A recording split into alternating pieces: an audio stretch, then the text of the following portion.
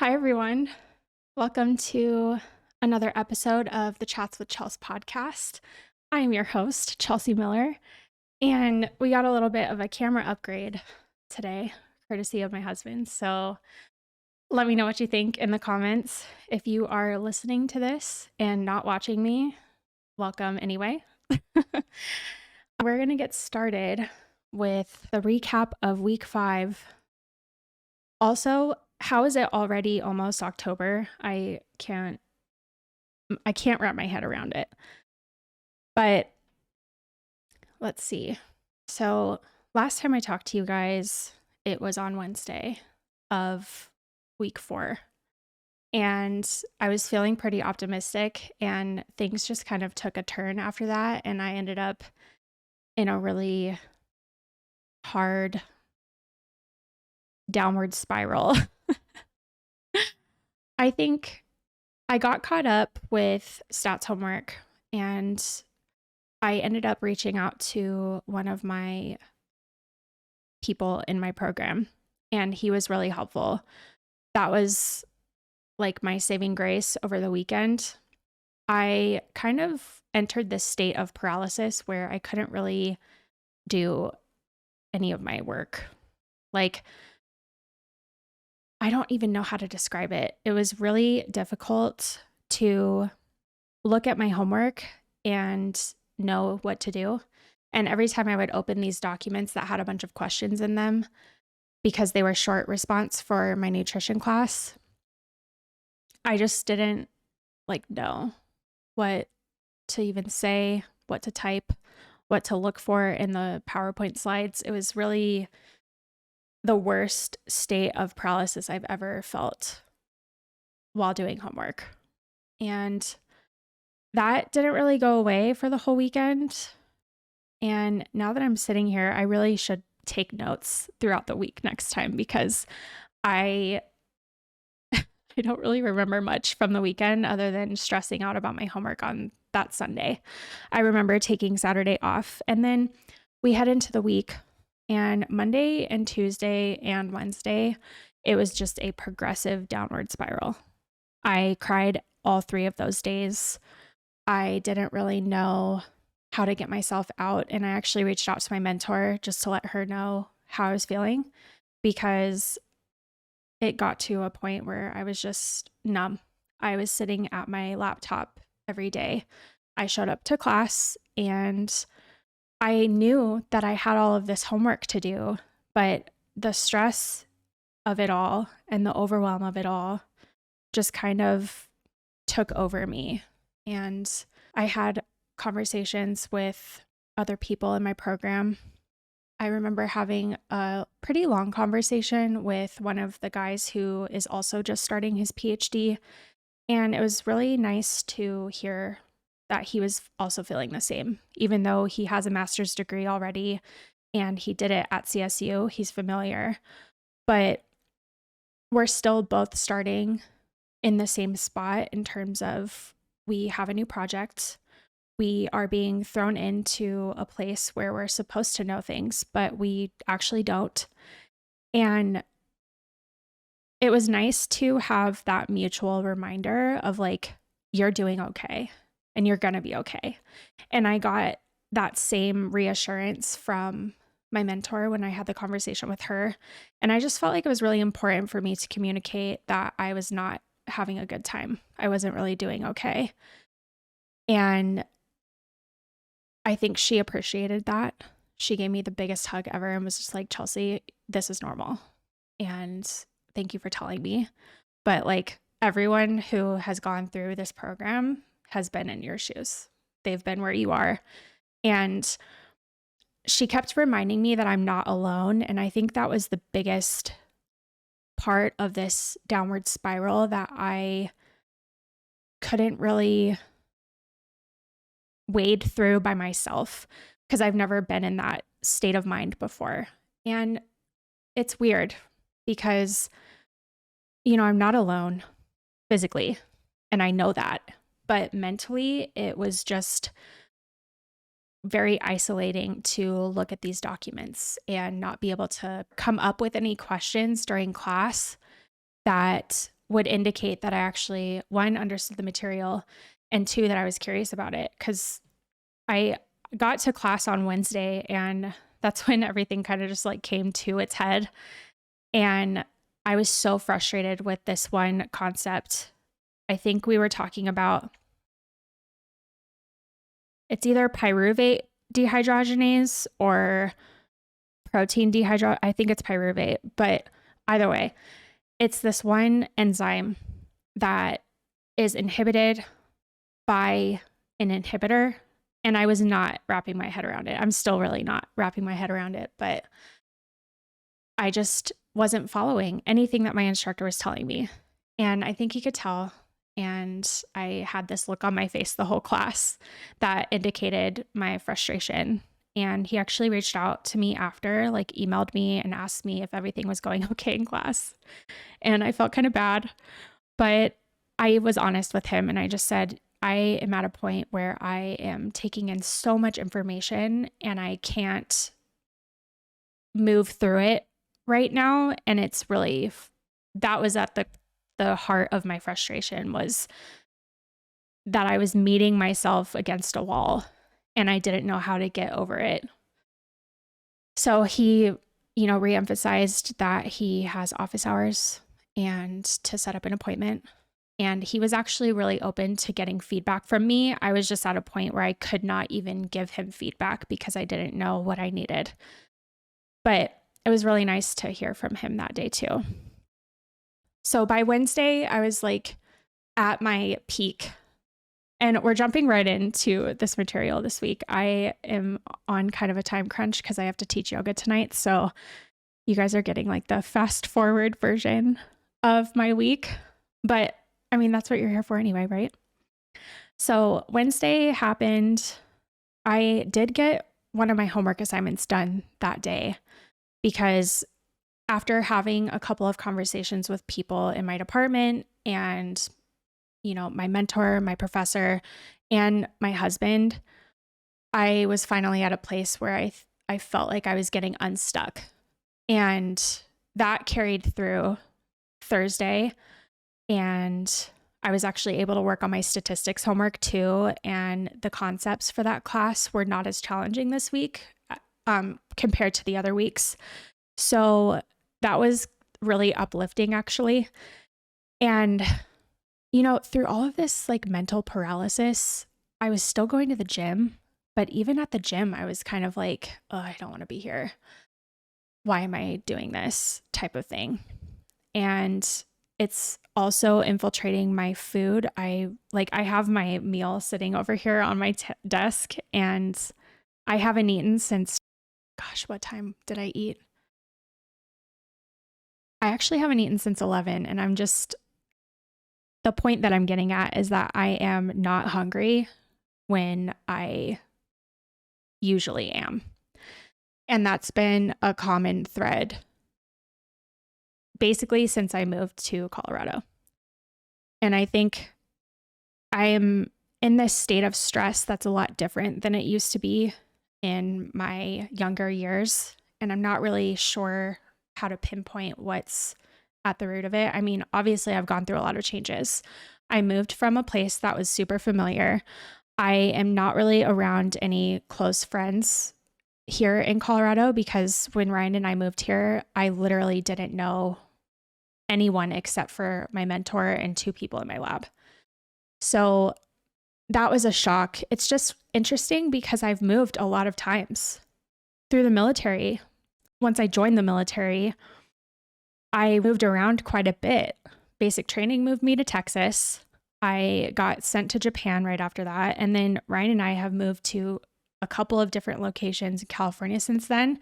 And now we're moving to Colorado. So I'm not a stranger to the moving process and I'm not a stranger to not knowing anyone in a town. But I think that coupled with starting a new program and feeling intimidated by it, that is where I think the shift of stress is at. And it's a lot more rooted, like deep inside this insecurity that I've felt with not knowing enough and questioning if I'm enough and if I'm supposed to be in my program. And that was one of the things that was very helpful when I talked to my mentor, was her reassuring that fact that she chose me to be in her lab, that I'm supposed to be there. And what's amazing about this whole process, and not really in a good way, but what's amazing about this is last week when I was giving my recap, it was a completely different tone. I was like super proud of being there. I knew that I was supposed to be there. I was feeling really confident, and it all took a nosedive into the ground. Literally after I filmed my episode was when everything happened. And I'm sure I'm forgetting details because I didn't write any of this down. But at the root of it, it's that I'm feeling very insecure and I'm feeling overwhelmed. And that was something that I wanted to touch on today, was how am I moving through the overwhelm? Because I wasn't at first. It was consuming me, and that was super uncomfortable. So after talking to quite a few people this week, or throughout the week, what day is it? Sunday. See, I can't even say this week because it's like the start of another one. But anyway, week 5, I had many conversations, and there were some really awesome tidbits thrown in there on how I could start to handle the overwhelm. And so the first tip that I got was from one of my classmates that I've been studying with for this exam in nutrition. And she was like, I brain dump everything in a to-do list. It doesn't matter how long it is. It doesn't matter where I write it down, just physically getting it onto paper and out of my brain, all of the things that I need to get done. And I've done this before, and it was helpful. But one of the things that I think was stopping me from creating that to-do list is how overwhelming it was to look at everything that I had to do, especially knowing that the content that I had to put into each of the homework assignments was hours of work. It wasn't just like, oh, I could spit something out in 20 minutes and be good to go. And that's another theme that I'm picking up with grad school, which is different from undergrad in, I think, the best way. These assignments and the way that our professors are presenting this information is very conceptual. It's very much, how are you thinking about this and why does it make sense based on your thought process? And to a certain degree, it does matter if you're right, like correct in the material, especially when it comes to human metabolism, because you can't really argue much. But does your justification come from critical thinking? And I wasn't going to touch on this until later in the podcast because I was trying to go in sequential order, but I had a conversation with a really close friend, and her and I were both like shocked at how rusty our critical thinking skills were, like to the point where we were both questioning whether or not we had them in the first place. And research informs that critical thinking skill, but I've never actually taken like a traditional class on it or anything. And it's definitely one of those skills that you have to develop, and it takes a lot of time. Just like any sport or basically anything that you have to develop to be good at, it's the same sort of situation. So I got off track, but this to-do list, just getting everything out in a brain dump situation, was helpful and overwhelming at the same time. So I kind of used that as a tool. I also kept looking at my calendar every day. And this is something that I've done since undergrad, but the way that I interact with my calendar is different now because, you know, I do have my classes that I'm supposed to be in, but they're a lot fewer. And there's a lot more time gap in the middle of my days now. And I've found that sitting at my desk on campus, I'm a lot more productive than I am when I'm sitting here at my desk at home. And that fluctuates too. Yesterday, I sat down and I was able to work for hours in a row, and it was productive, but I have to be in like a specific mental space to do that at home. So one of the other tools that I've implemented is to pick a time, and that time is my scheduled time to be on campus. And once I go to my office, I am there to work. And I think that'll be helpful when I start to actually do research for my project too, because that is a space to be productive. And all of the people who come to their office in my little like corner, they all also work when they're there. It's not just like a social hour. So that's been really nice to be surrounded by other people who use the space for the same reason that I do. I think another tip that I got, this was a tip that I had gotten like the first week of my program from another close friend, and she just gave me the mantra of 1 hour at a time. 1 hour at a time. 1 hour at a time. And I kept repeating that mantra throughout the week because a lot of times it did pull me out of my head. I think we tend to get caught up in overthinking, especially if you have that type of personality. I know that I certainly do. But that was where the wall was with my nutrition homework, because these questions are so in depth and they're so detailed that I just froze because I didn't know where to start. And the closer that these homeworks came to their due dates, the less I cared. And I think that that would be something that's helpful, not to care less, but to treat it more as like a brain dump and not so much like a, oh my God, what if this isn't right? Because I was literally questioning every single question of like, oh God, you know, if I'm putting this information in there, is it correct? And that homework isn't even being graded on correctness. It's literally just completion. And so for me, it's helpful to have it correct because that information is what I'm going to use for my exams.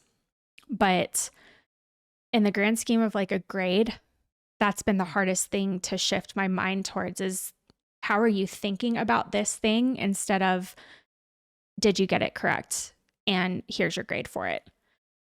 Because the more I get into my program, the less it seems to matter what your grades are. And that was a tip that I had gotten from my mentor was, you know, grades really don't matter in grad school. The professors are not there to fail you. And it's not this sort of mental game where you're joining a class to get weeded out. That's not the purpose of grad school. And I had talked about this with some grad students at SCSU when I was still in undergrad. And I remember them telling me that it was really nice to be surrounded by people who genuinely wanted to be there. Because everyone, it's really normal for people to go to undergrad right out of high school. It's part of the social norm. Everyone needs a bachelor's degree, that sort of thing. But you really do have to choose to get a master's degree, and you really have to choose to start a PhD program. There's this certain level of commitment that is being, you know, honored with people who decide to get a master's degree or a PhD. And I'm surrounded by a lot of those people. And I remember the master's students at SDSU saying that it was nice to be in that space with people because they actually tried. They wanted to be there. They showed up for class. You know, they did their work because it mattered to them on a deeper level than just, oh, we're getting this grade. So all of these tips that I was getting throughout the week were all compiled together at the end, and it really helped me, I think, navigate through the overwhelm. And it's so cliche to say, take things one step at a time. And that's kind of what that mantra, 1 hour at a time, is getting at. But it's really true when you're in the middle of just so much information. And even just talking about the fact that there is so much information coming in that it's competing with what's coming out of me. And that was something that I had talked to my colleague about. That was really, him and I were both in agreement that we're frozen getting information out, but it won't be like that for long, or at least that's what we're hoping for. So let's recap these tips. So brain dump a to-do list, create your own mantra, mine's 1 hour at a time, and talking about it to people, and get your calendar together. So all of these tips have helped me get through this week. And I'm not confident that any of these things that I implemented this week are going to work for the next week or when I feel this overwhelm again. But I literally don't have the brain capacity to think about that far in the future. So these are the things that I'm working on doing going into week 6, because I need to do something, something different than sitting at my laptop and being completely frozen for days at a time, because that's not helpful for anyone involved. So take these tips with a grain of salt, because they may not work for you. And to people who are listening, you're probably in many different aspects of your life right now, and you may not even be a student. And for that, I am kind of jealous. But I don't know. I think there's something to be said about talking through your feelings and getting tangible items that you can complete if you are feeling overwhelmed, even if it's, daily life chores that you have not prioritized because you're busy with work or whatever. But I hope these help you as much as they've helped me. And I'd love to hear if you take any of these and implement them for yourself in the comments. Because after all, this is a podcast and it's going up on YouTube. So I really do want to hear from you guys. And I think with that, I am going to scroll through a conversation that I had with my friend Kate. Shout out, Kate. Because she had asked me a couple of questions that I wanted to answer on here. And this is something that I'll be doing every podcast now, is a Q&A session at the end. And this podcast is quite a bit shorter than I thought it was going to be, which I guess is kind of a good thing because I talked about being in a time crunch earlier. So this Q&A session, I am taking questions on Instagram, and I'm also taking them in the comments of whatever podcast you want to listen to. But this question from my friend Kate asks me, how do I manage my schedule in grad school? And I thought this was very appropriate for today's episode, because I was literally talking about how I was navigating overwhelm, and my calendar is one of them. So what would be the best and easiest way to explain this? I use Google Calendar. So Google Calendar is such a great tool that I was introduced to in my undergrad. Shout out April. This tool is amazing, and I still use it to this day. So the thing that's cool about Google Calendar is you can add multiple calendars if you want. And they also have integrations where you can make tasks for yourself. And that is literally how I build out my schedule. I make a calendar for my classes. I make a calendar for my research lab stuff. And I make a personal appointments calendar. And I change the colors every semester so I don't get, complacent with what I'm looking at, because the purpose of the calendar is to hold myself accountable to where I'm supposed to be and when. So that's been really helpful. I put all of my classes in this is the CSU calendar, but I'll put all of my classes in one calendar. And depending on what's needed, I'll share that calendar with whoever I need to.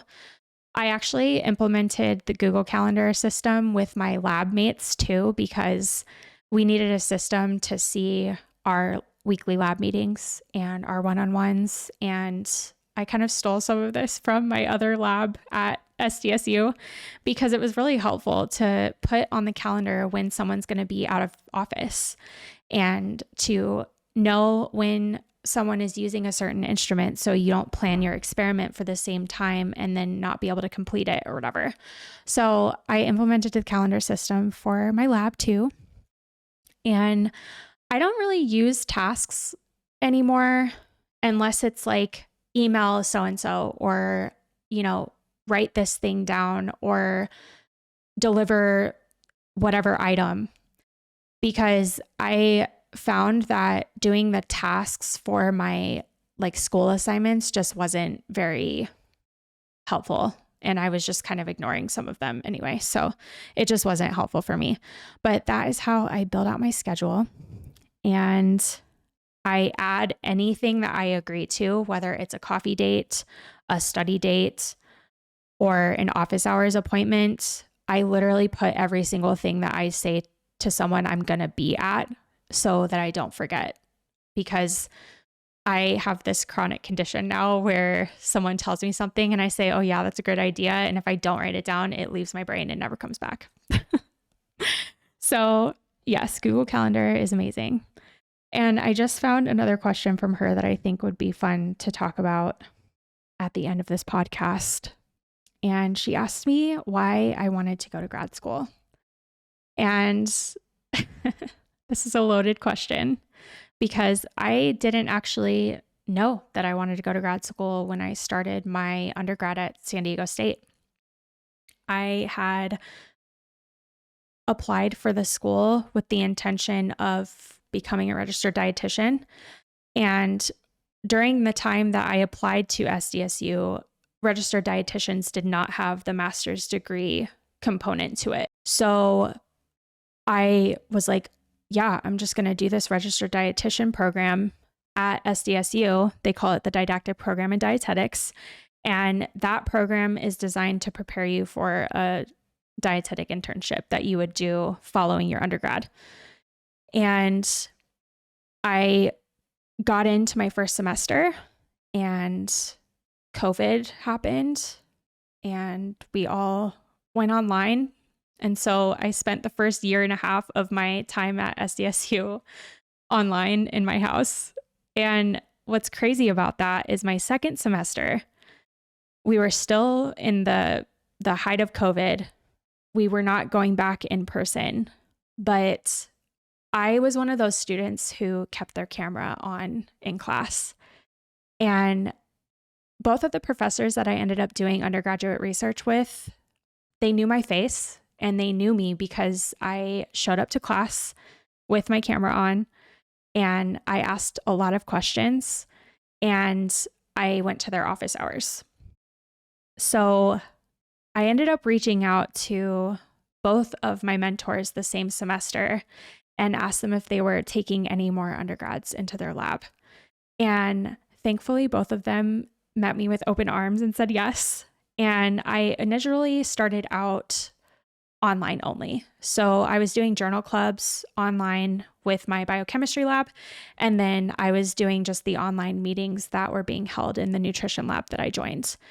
And during that time, I, developed a project with my biochemistry mentor, and it turned into this collaborative project between the biochemistry department and nutrition because I was the only nutrition student in her lab and she wanted my research to be relevant to something I, cared about. And at the same time, the nutrition lab was starting up a new study, and thankfully she had asked me to start it with another grad student. And our team grew to 4. And it was 2 of us undergrads and 2 grad students.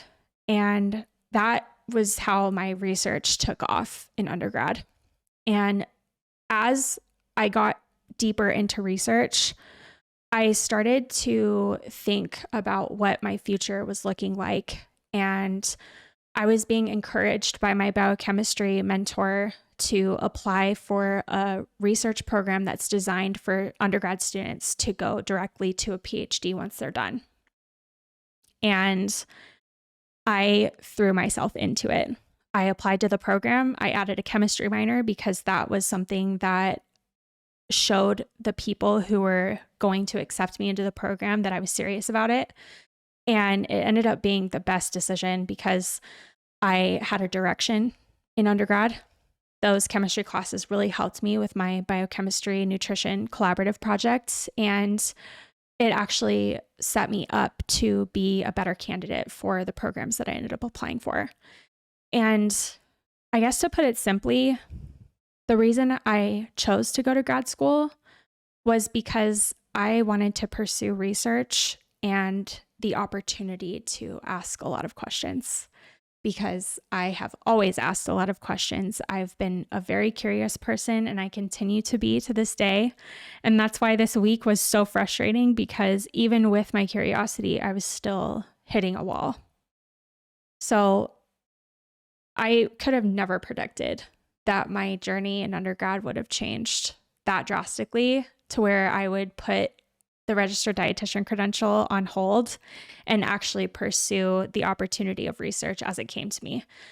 And applying for grad school was a wild ride. And I'm still working on putting together a podcast all about how to apply for grad school, like how to do it, and all of the nuances and some things that you should consider before you say yes and commit yourself to one path or another.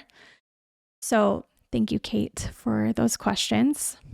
And like I said before, I will definitely be putting more question boxes on my Instagram. It's at theleafybean, or no, oh my gosh, that's my yoga account. I mean, you can follow that if you want. But at the Leafy Lentil is my coffee and student account. And I post a lot of things on there, including when I go live on these podcasts. So if you are not following, please do so. I mean, honestly, right now, this podcast is so new that the only people watching are probably from my Instagram anyway. But share this with your friends if you find it helpful. And I really appreciate you being here. I know I'm really enjoying these. I hope you are too. Let me know in the comments if you are. And I'm serious about these questions, you guys. I need you to ask me them, because I want to know what you want to know, because I can only come up with so many. But anyways, I hope to see you again next week. I plan to do a podcast episode every single Sunday, and they usually go live around 7 p.m. But I think that's where we're going to leave off. Please ask me questions. Anyways, happy Sunday. I'll see you soon. Bye.